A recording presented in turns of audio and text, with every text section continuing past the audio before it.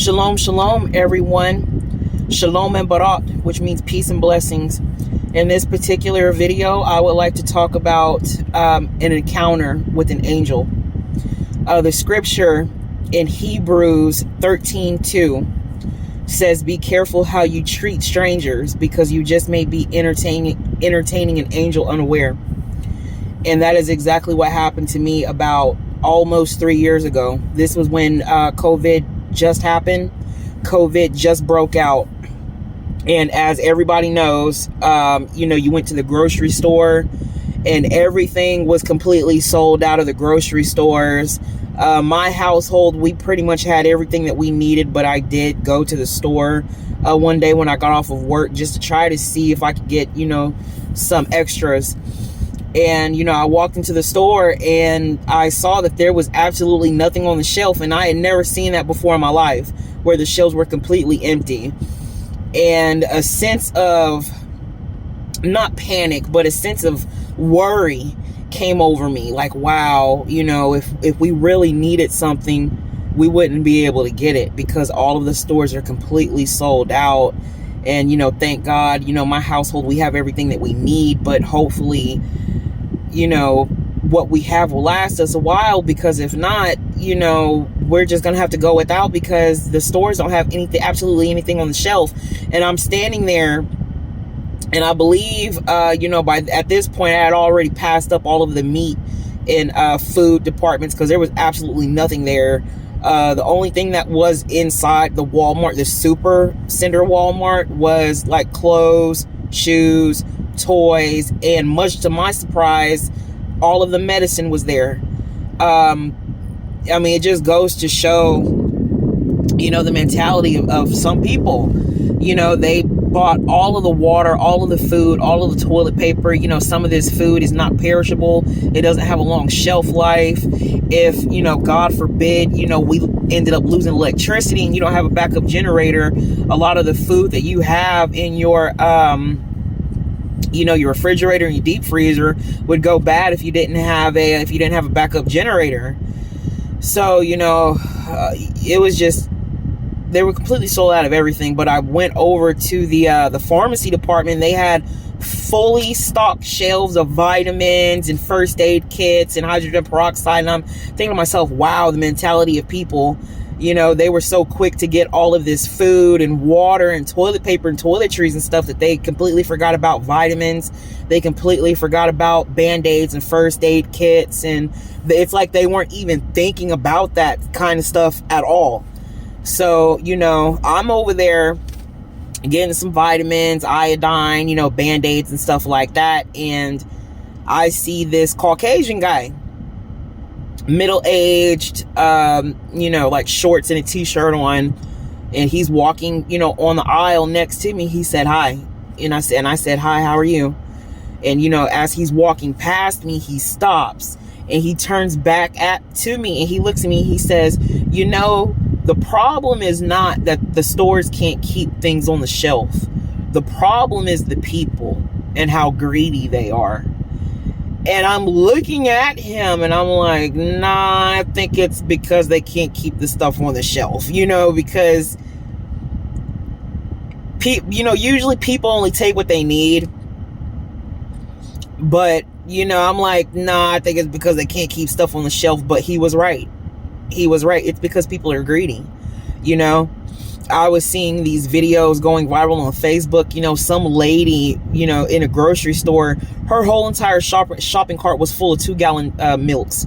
Her whole entire buggy was full of gallons of milk. 2% or whole percent or whole, gallons of milk. What are you going to do with all of that milk? You don't even have enough refrigerator space for all of that milk, And, in the midst of it, when it was happening, I'm like, nah, I think it's because the stores can't keep its stuff on the shelves. But it really is because of people's hearts and how greedy they are. And I remember after he said that, it's not because of the stores can't keep stuff on the shelves. It's because of people and their mentality and how greedy they are. And I was like, oh, yeah, and I kind of made some kind of chit chat, small talk to him. And, he proceeded to walk off to the end of the aisle. And it was only me and him on this aisle in the pharmacy. It's only me and him. Once he got to the end of the aisle, he was turning his buggy right. To pretty much, he was going, like, as he's walking down, he was turning right to keep on, going down to the other aisles. And right before he turned right, and he went on, down the aisle about his business, he said, "All right, see you later." And I was like, wait a minute, what? He didn't say, take care, or, nice talking to you, or, he didn't say anything like that. He didn't say take care, nice talking to you, or, he said see you later. He said see you later as if he had seen me before this day. It was like the weirdest thing. Like he had seen me before that day. And I was like, see you later? I was like, what? And I kept my buggy right there, and I walked off to the end of the aisle. Because as soon as he said, all right, see you later, I was like, wait a minute, that's an angel.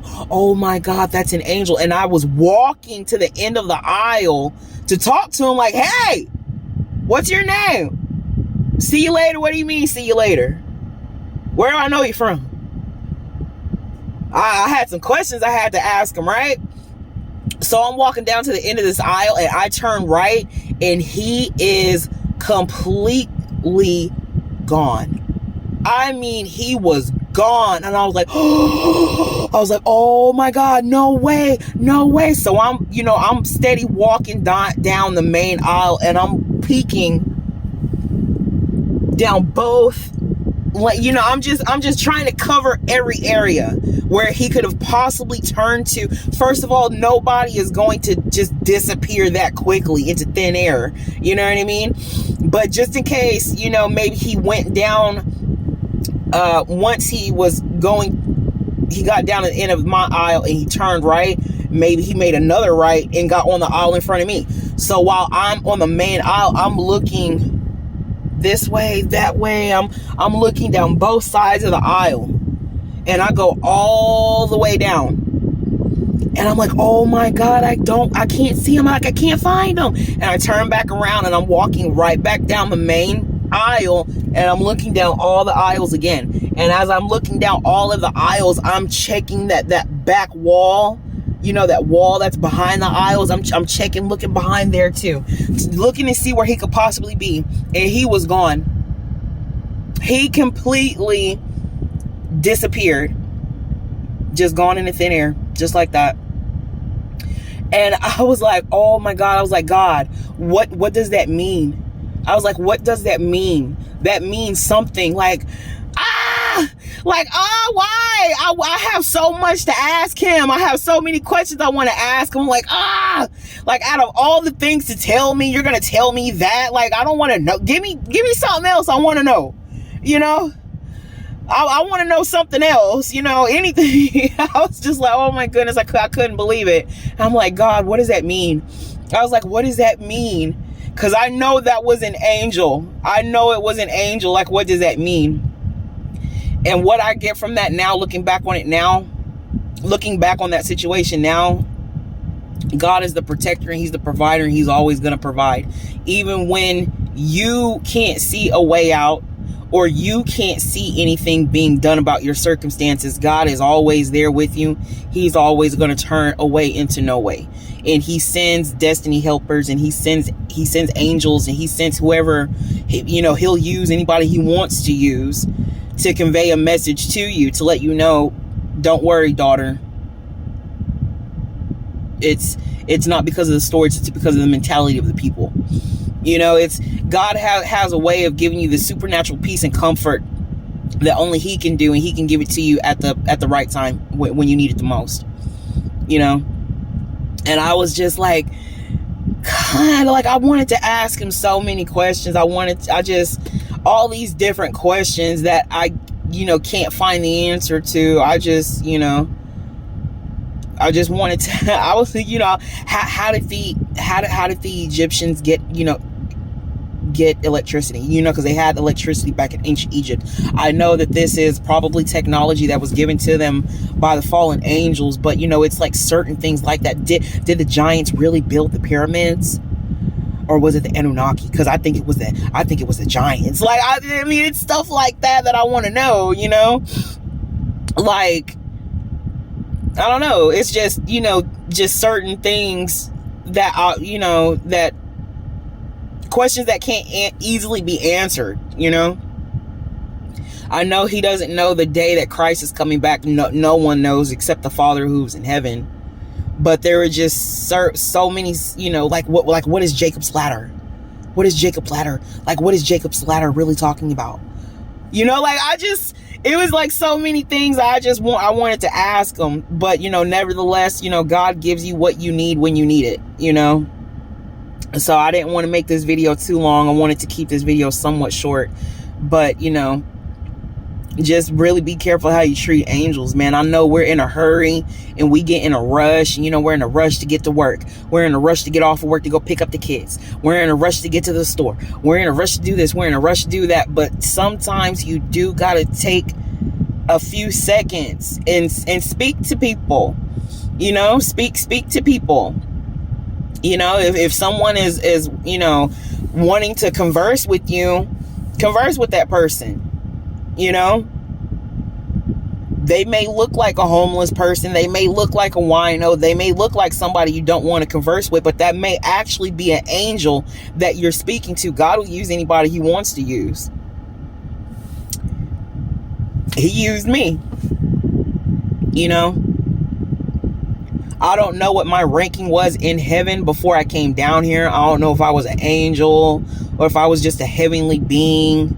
Or seraphim. I don't know what my ranking was, but I do know that I was in my Father's house, and I was at Walmart. Once again, I had just gotten off of work, and I needed to hurry up and get to the house because I needed to meet somebody at a certain time. But I needed to get something at Walmart before I met them. Before I left. When I got off of work, I needed to go to Walmart to get something that I needed, and then I needed to hurry up and get to the house to meet somebody at a certain time. So here I am up in Walmart. I'm, running around like a, chicken with the head cut off, trying to get this, get that. Okay, what else do I need? And you hurry, get out of here. I got literally like 20 minutes. I got to get in and I got to get out. So, I'm in Walmart shopping around and stuff, and I see this black lady. And she had on an Ankh t-shirt and an Ankh necklace. And for those that don't know what an Ankh is, it's an Egyptian cross. It looks just like your normal, regular, traditional cross, except it has a loop, a circle at the top of it. And this is recognized as an Egyptian cross. But however, it goes way back before ancient Egypt. So I see this lady, and I kind of turn up my nose. I'm like she's deceived. She doesn't even know she's deceived, but And I kept on walking, with my buggy down the aisle, and I hear God tell me, go talk to her. Go talk to her and tell her all of the things that I've been telling you. Tell her all of the things that I have been showing you. She's stuck in Babylon. And I'm like, she wants to be stuck in Babylon. And he said she doesn't know any, she doesn't know any better. She's stuck in Babylon. And I said she wants to be stuck in Babylon. And I kept on walking. And right after that, I felt a stillness. I felt God cross his arms and look at me with this very stern look on his face. Like, you're not going to do what I asked you to do? And as soon as I felt that stillness, I was like, uh-oh, nope, nope. I turned my buggy right back around and I walked right up to this lady. I'm like, excuse me, sister, you mind if I talk to you a few minutes?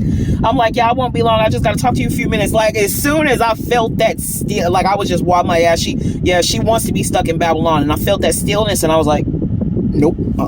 I turned my buggy around and I walked right up to her, no hesitation. Excuse me, sister, excuse me. Let me talk to you for a minute, I just want to talk to you for a few minutes. I'm like, I see you with your Ankh on, with your Egyptian Ankh on. It's it looks like to me you're trying to, dibble and dabble a little bit into, spirituality. But I just, I want to let you know that our people are not Egyptians. We're not Egyptians. We were enslaved by the Egyptians. Our people are Hebraic. Our people are Hebrew. And this was about, I would say, 2 years ago. So this was before the whole Kanye West and Kyrie Irving situation. And since that has happened, she's probably thought of me. But, you know, I was standing there for maybe about a good 10-15 minutes just talking to this lady about Nimrod, the Egyptians, just all kinds of stuff. And I looked at my clock and I'm like, okay, I'm like, well, sis, I don't want to take any more of your time. You know, I just wanted to come stop to you, you know, talk to you for a little bit. I don't want to take up too much of your time. I got somewhere that I need to be, and I'm pretty sure you do too. So, you know, God bless you. Goodbye. She was like, yeah, thank you for stopping and talking to me. She's like, that was very interesting. You know, everything that you said. She's like, it's very, very interesting. She was like, okay, she's like, you have a good one, you know. So I walk off, and before I went to the checkout, to the self-checkout, I was in the clothing department because I saw some piece of clothing that I wanted to look at. So I'm standing there and I'm looking at the clothing, and, you know, I'm kind of short, you know, I blend in with the clothing racks, you know, you couldn't see me. And I look to my right and I see her walking fast. And she didn't have her buggy with her. When I saw her the first time, she had a buggy with her. This time she didn't have a buggy. It's like she left her buggy there and she was just walking. And she was walking straight, and she was walking just straight ahead, and she just had this, I get the sense that she was looking for me. You know, like after I walked off, maybe she got her phone out and she Googled something. Is the Ankh symbol used in witchcraft? Because I told her that. I'm like, sister, that symbol is used in witchcraft. That symbol is used in the occult. It's not an Egyptian symbol. That symbol goes all the way back to Mesopotamia. That was way before the Egyptians were ever even thought of. That's a symbol that's used in witchcraft to conjure up spirits in the spirit realm to get them to manifest in the physical realm. And she probably was like, yeah, okay, whatever. And then when I walked off, she got her phone out and she Googled it and she saw some. She's like, oh my God. And then she probably was, you know, taking off to go find me to ask me something else. Because that's the first thing that came to my mind. Is she looking for me? Because the way she was walking, it was like she was marching, and she left her buggy behind her. You know, she didn't have a buggy with her. Not this second time that I saw her. You know, she was just walking as if she was looking for me. But I thought to myself, I gotta go. I didn't say, hey sis, hey, are you looking for me? Like I didn't say anything. I was like, I did what I needed to do. I said what I was supposed to have said. I let God use me. I did what I was supposed to do. I wasn't disobedient. I gotta go. Like I'm on a serious time crunch. I gotta go. So don't, you know, get so caught up in time with, yo, I'm running late for this. I'm running late for that. What's more important? What's more important, running a few minutes late for work, or running a few minutes late to go meet somebody, or, you know, running a few minutes late for your appointment? You're going to be waiting a few minutes at the red light anyway. You might get stuck in traffic. You might get stuck at a train. You know, there might be a stalled train, anything, you know? Like, don't get so caught up in, no, I got to do this, I got to do that you don't have time for God. You got to be obedient, you know? You got to be obedient, and this is going to actually open up a whole new level of blessings for you when God sees you being obedient like that. Like, yeah, I was in a hurry, I was in a time crunch, but nevertheless, I still did what God needed me to do. And even though I was on a time crunch, I didn't let my perception of how I viewed her get in the way. I mean, it did at first, but when I heard the silence of God, you know, come up over me, like, I'm gonna have judgment and calamity come up on me for not going to go talk to that lady like how he asked me to do. I said, oh no. I turned around so quickly because I don't have time to play with God. I don't have time to play with him like that at all, you know? So just be careful how you treat strangers, because you just may be entertaining an angel unaware. Don't be rude. Don't, you know, be nasty. You know, we living in a day and age in society where people are just super ugly, super nasty, super impatient. How would you feel if you were being impatient and ugly and nasty to an angel? How would you feel about that? That lady that you were being short with yesterday, that you were short-tempered with yesterday, you were looking her all up and down and smacking your teeth and You're in the way, lady. Hurry up and get your stuff and get out of my way. You're holding me up. How would you feel if God told you that's an angel?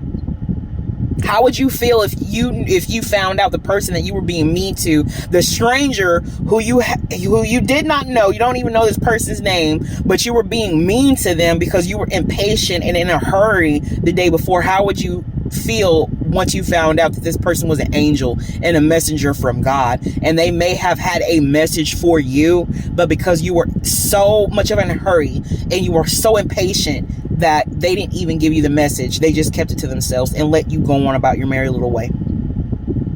And now here you are. Not only are you still stagnant and going to remain stagnant because you didn't receive the message that the angel wanted to give you, but now a conviction has come over you. Now you're convicted. And conviction don't feel good. So, with that being said, be careful how you treat strangers, because you just may be entertaining an angel unaware. Shalom, everybody. It's your girl, Be Blessed. Till next time, I'll see you on the next one. Shalom.